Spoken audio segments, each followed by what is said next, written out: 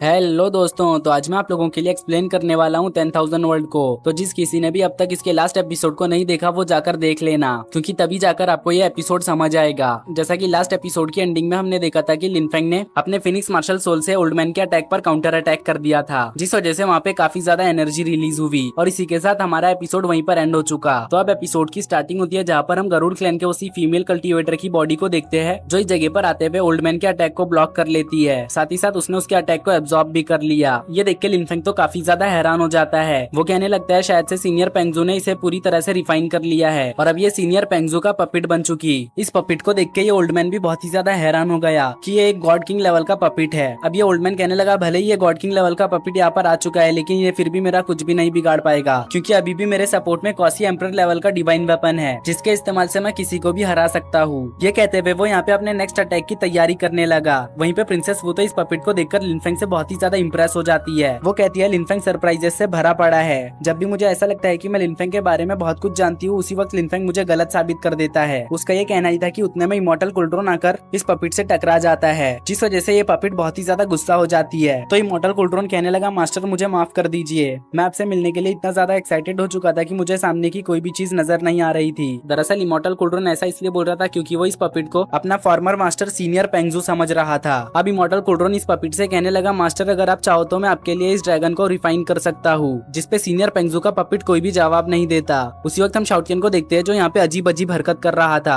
वो कह रहा था कि आखिर किसकी हिम्मत हुई मेरे सिस्टर शिंगलियान को परेशान करने की। तभी ओल्डमैन काफी सारे जंजीरों से हमला करते हुए इस पपिट को कैप्चर कर लेता है और कहता है मेरे सामने अब कोई भी क्यों ना आ जाए, अब मैं बिल्कुल भी पीछे नहीं हटने वाला, क्योंकि इस दिन के लिए मैंने काफी सारी प्लानिंग की है। सीनियर पेंगजू के पपिट को कैप्चर देख शाओटियन उसके पास जाते हुए कहने लगा था क्या तुमने मेरी सिस्टर को परेशान किया, चलो जल्दी से जवाब दो, मेरे पास बिल्कुल भी टाइम नहीं, लगता है तुम ऐसे नहीं मानोगी, तुम्हें सबक सिखाना ही होगा। ये कह के शाओटियन सीनियर पेंगजू के पपिट को थप्पड़ मारने लगा, जिस वजह से उसे बहुत ही ज्यादा गुस्सा आ रहा था। ये देख के शाओटियन को बहुत ही ज्यादा खुशी मिल रही थी और वो उसे और भी जोरों से थप्पड़े मारने लगा। साथ ही साथ वो कह रहा था तुम्हें मारने में जो खुशी है वो एक अलग ही लेवल की खुशी है। अब इस तरह के हालात को देखकर लिनफेंग थंडर ड्रैगन को हेल्प के लिए आवाज देने लगा, लेकिन थंडर ड्रैगन तो डीप स्लीप में थे, जो देख के लिनफेंग कहने लगा था शायद से मुझे ही यहाँ पर कुछ करना होगा। अभी लिनफेंग यहाँ पे ये कह ही रहा था कि तभी हम थंडर ड्रैगन को देखते हैं जो नाटक कर रहे थे डीप स्लीप में होने का। तो अब लिनफेंग अपने सन डिस्क को निकाल लेता है, जो देख के प्रिंसेस वू ने भी अपने मून वेपन को निकाल लिया। अब ये दोनों एक साथ इन दोनों वेपन्स को कंबाइन कर देते हैं, जिस वजह से इसके अंदर से बहुत ही खतरनाक ऑरा प्रेशर रिलीज हो रहा था। ये देख के ओल्डमैन हैरान होते हुए कहने लगा था ये तो कॉसी एम्परर लेवल का वेपन है, जो कहने के बाद वो गुस्से में काफी सारे ड्रैगन्स को समन कर लेता है, जो सीधा लिनफेंग के ऊपर हमला करने जाने लगे। ये देखकर लिनफेंग बिल्कुल भी नहीं डरता, वो अपने कॉसी एम्परर लेवल के वेपन से बहुत ही आसानी से इन ड्रैगन्स को खत्म कर देता है, जिस वजह से इस जगह पर काफी सारे ड्रैगन स्केल समन हो गए। ये देखते साथ ही थंडर ड्रैगन की नींद खुल जाती है, साथ ही साथ उनके मुंह में पानी भी आने लगा। वो कहने लगे ये मेरे लिए एक अच्छा सप्लीमेंट साबित होगा,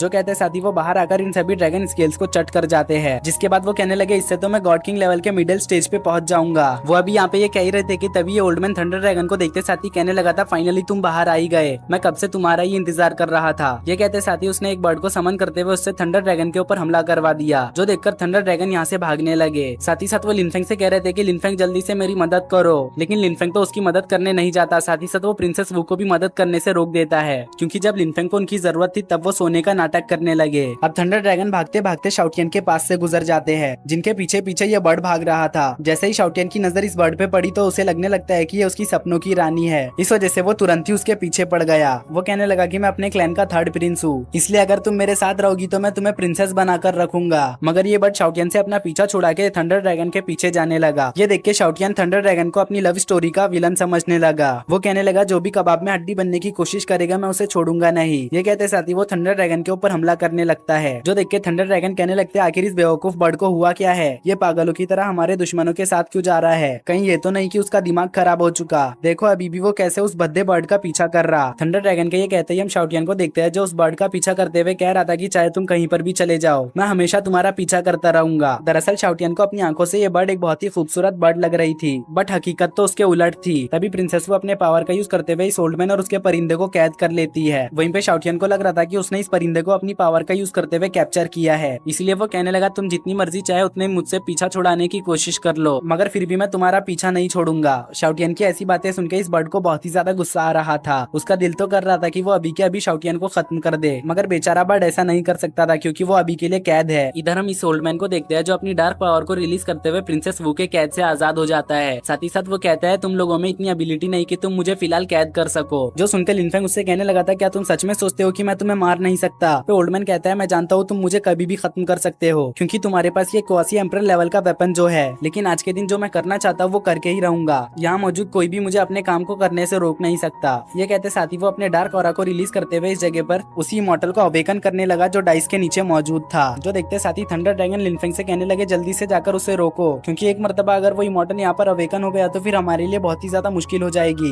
ये सुनकर लिनफेंग और प्रिंसेस वो अपने अपने वेपन को कंबाइन करते हुए इसके ऊपर हमला कर देते हैं, जिसको कि ये रोकने की तो बहुत कोशिश करता है लेकिन रोक नहीं पाता, जिस वजह से उसकी फिजिकल बॉडी डिस्ट्रॉय हो गई और वो एक रेड धुएं में कन्वर्ट हो गया। साथ ही साथ वो इस जगह पर कैद इमॉर्टल को भी अवेकन कर देता है, जिसके अवेक होते ही उसके अंदर से एक बहुत ही खतरनाक एनर्जी रिलीज होती है। जो देखकर सीनियर पेंगजू का पपेट लिनफेंग से कहने लगा था कि जल्दी से वो यहाँ से रिट्रीट करे क्योंकि अगर वो ऐसा नहीं करता है तो फिर ये इमॉर्टल अवेकन हो जाएगा, जिसके बाद इस जगह से निकलना बोले तो इम्पॉसिबल। तो ये ओल्ड मैन वापस से अपीयर होते हुए लिनफेंग से कहता है तुम्हारा इस जगह से भाग पाना नामुमकिन है, फिर चाहे तुम यहाँ से भागने की कितनी भी कोशिश क्यों ना कर लो। इस ओल्ड मैन को जिंदा देख थंडर ड्रैगन कहने लगे थे इसने इस जगह से अपने आप को मर्ज कर लिया है, इस वजह से ये वापस से रिजरेक्ट हो गया। तो ये ओल्ड मैन हंसते हुए कहता है हाँ तुमने बिल्कुल सही कहा, अब मुझे कोई भी नहीं मार सकता। जो सुनकर लिनफेंग इसके ऊपर हमला करते हुए कहता है अगर तुम इमॉर्टल हो चुके हो तो क्या हुआ, मैं तुम्हें नहीं मार सकता तो इस पूरे जगह को ही डिस्ट्रॉय कर दूंगा। लिनफेंग की बात सुनकर ये ओल्ड मैन कहता है बच्चे तुम बातें बहुत बड़ी बड़ी कर रहे हो, चलो देखते हैं जब मौत तुम्हारे सामने खड़ी हो तब भी तुम इसी तरह से बिहेव करोगे या फिर नहीं। ये कहने के बाद वो यहाँ पर किसी इविल तरह के रिचुअल को परफॉर्म करते हुए इस इमॉर्टल को आजाद करने लगा। जो देखते साथ ही लिनफेंग उसे रोकने की कोशिश करता है मगर अब उसे रोकने का कोई भी फायदा नहीं क्योंकि पहले ही उसे रोकने के लिए काफी ज्यादा लेट हो चुका। वहीं पे हम शाउटियन को देखते हैं जो अभी भी इस बर्ड को पकड़े हुए था